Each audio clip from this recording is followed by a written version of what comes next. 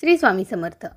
आजच्या या धावपळीच्या जीवनामध्ये अनेक संकटं, अडचणी, मानसिक आणि शारीरिक त्रास हे प्रत्येक व्यक्तीला असतात. आपण अनेक वेळा डॉक्टर आणि औषधं उपाय करूनही आपल्याला काही फरक जाणवत नाही. अशा वेळी आपण अध्यात्माकडे वळत असतो. आजच्या या व्हिडिओमध्ये मी तुम्हाला अशाच एका सेवेबद्दल सांगणार आहे, ज्यामध्ये तुम्ही जर प्रभू रामाचे भक्त असाल आणि हनुमानाचे देखील भक्त असाल तर तुम्हाला ह्या दोघांचा आशीर्वाद मिळेल आणि तुम्ही तुमच्या जे अडचणी आहेत त्यामधून खात्रीशीर बाहेर पडाल. चला तर मग व्हिडिओला वेळ वाया न घालवता सुरुवात करूया. जाणून घेऊया की सुंदरकांड पाठ करताना सेवा कोणत्या पद्धतीनं कशी करायची, विटाळ आला तर काय करायचं, सेवा अपूर्ण राहिली तर काय करायचं, आणि जर बाकी काही अडचणी आल्या तर त्यामधून जर आपली सेवा ही अपूर्ण राहिली तर काय करायचं. या सर्व प्रश्नांची उत्तरं तुम्हाला या व्हिडिओमध्ये मिळणार आहेत. त्यामुळे व्हिडिओला शेवटपर्यंत नक्की बघा आणि चॅनेलला सबस्क्राईब करा. लक्षात घ्या की ही एक अतिशय प्रभावी आणि श्रद्धेने केली जाणारी सेवा आहे. त्यामुळं हनुमानजींवरील भक्ती, रामनामाचा प्रभाव आणि सुंदरकांडामधील प्रत्येक शब्दामध्ये असलेली दिव्य ऊर्जा तुमचं मन, घर आणि आरोग्य यामधील सर्व समस्या ह्या दूर करेल.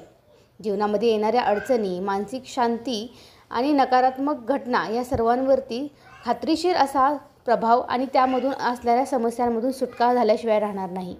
तुम्हाला जर कोणीतरी जाणीवपूर्वक त्रास देत असेल, शत्रूचा त्रास कमी करण्यासाठी देखील हा सुंदरकांड पाठ अतिशय उपयुक्त आहे.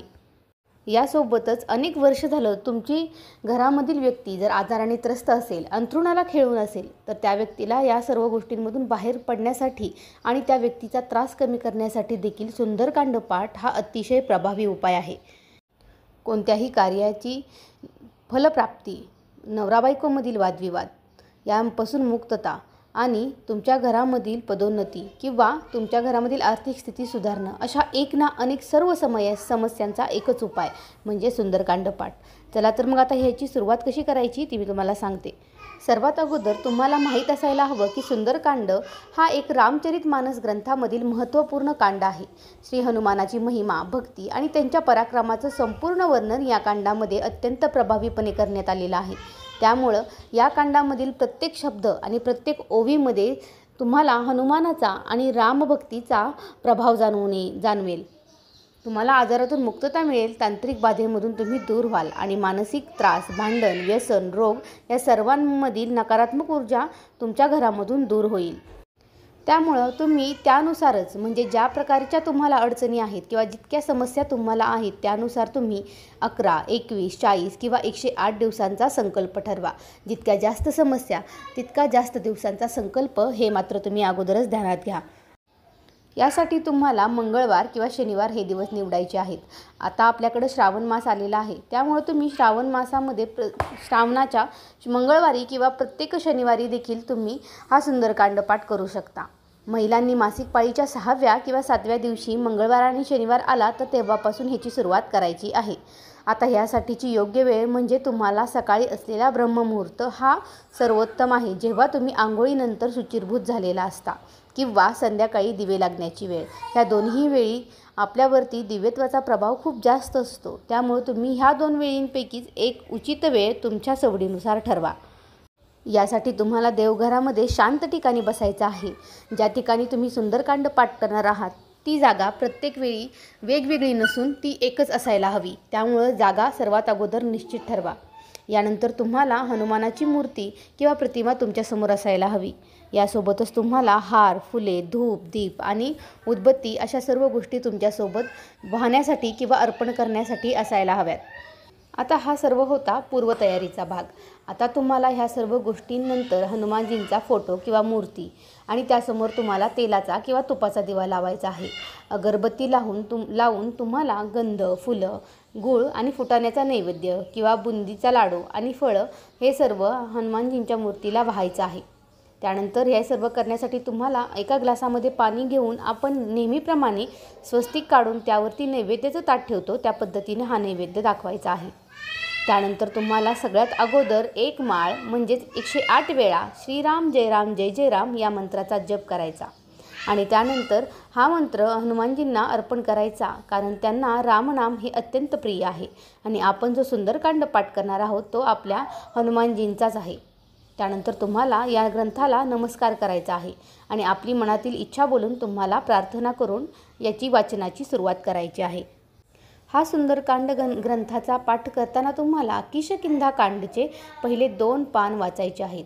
सुंदरकांड वाचण्याच्या सुरुवातीच्या अगोदरच तुम्हाला ह्या कांडचे 2 पानं वाचायचे आहेत आणि त्यानंतर तुम्हाला सुंदरकांड याचं वाचन सुरुवात करायची आहे. सुंदरकांडच्या पाठामध्ये जे काही आपण कडवे वाचतो त्यालाच आपण दोहा किंवा चौपाई असं म्हणत असतो. या दोहा आणि चौपाईनंतर तुम्हाला सियावर रामचंद्र की जय किंवा श्रीराम जय राम जय जय राम असं म्हणून त्याची सांगता करायची आहे. त्यानंतर पुढची चौपाई किंवा दोहा वाचायला तुम्हाला सुरुवात करायची. त्यानंतर तुम्हाला हे वाचन करत असताना शांत आणि समजेल अशा आवाजामध्ये ह्याचं वाचन करायचं आहे. पाठीसमोर ठेवलेले पाणी पूर्ण पठण होताना ऊर्जा शोषत असते. हनुमानजींना नैवेद्य दाखवून तुम्हाला पहिल्यांदा केलेली जी मंत्रमाळ आहे ती म्हणजे श्रीराम जय राम जय जय राम त्याचं पुन्हा एकदा वाचन करायचं आहे. नैवेद्य आपण ग्रहण करू शकतो किंवा दुसऱ्या दिवशीही आपण तो आपल्याला ग्रहण करता येत असतो. वाचनाचं पाणी घरातल्या सर्वांनी प्यायचं आणि त्या घरामध्ये शिंपडायचं देखील आहे. जर तुम्ही हा सुंदरकांडाचा पाठ एखाद्या आजारी व्यक्तीसाठी करत असाल तर सुंदरकांडाचं पठण झाल्यानंतर ग्लासमध्ये जे पाणी तुम्ही घेतलेलं आहे, जसं आपण स्वामींच्या तारक मंत्रामध्ये वापरलेलं पाणी सर्वजण पितो तसंच सुंदरकांडासाठी वापरलेलं जे पाणी आहे ते देखील तुम्ही सर्वजण पिऊ शकता किंवा आजारी व्यक्तींना ते पाणी पाजा आणि त्या व्यक्तीच्या अंगावरती हे पाणी तुम्हाला शिंपडायचं आहे.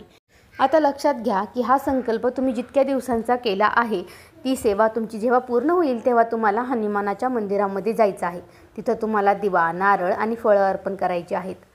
तुमच्या घरामध्ये नैवेद्यामध्ये तुम्हाला वरण भात, भाजी, पोळी, गोड पदार्थ एखादा करून श्रीराम व हनुमानजींना तो नैवेद्य अर्पण करायचा आहे.